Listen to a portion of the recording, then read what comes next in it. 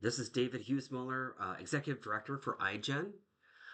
This recording is the first in a series of videos that provide directions for completing steps for getting your college's iGen membership set up for the program year.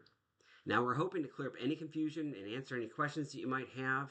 And as usual, if you still have questions, please feel free to reach out to your program coordinator. As you can see here, we're talking about the iGen invoice for the FY27 membership dues form. And on the first page, you can see the two different options for iGen membership and the descriptions of the benefits that go along with those. Both types of membership come with a $5,000 membership project funding and networking opportunities, but you'll go with the full membership if you want to be able to apply for the competitive grant funding opportunities and for the $10,000 salary offset. But anyways, let's move on to the part that you have to fill out.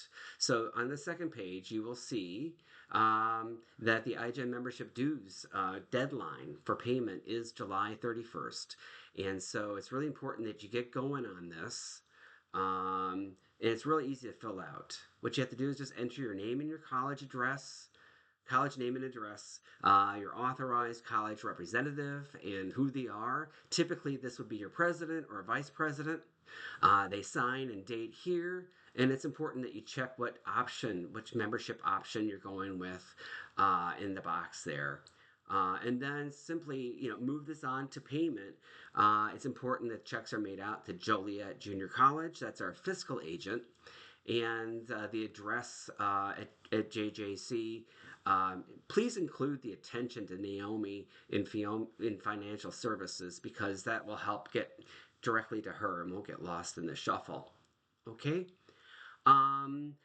Also, when you have this form completed, it's really important that you go ahead and upload the form into ZenGen using that FY27 membership portal.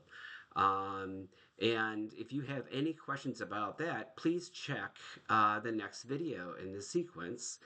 You'll hear from Tim Gibson about how to go about uploading documents into the ZenGen portals. Okay? Thanks and good luck with that. And again, reach out with any questions that you might have. Thanks.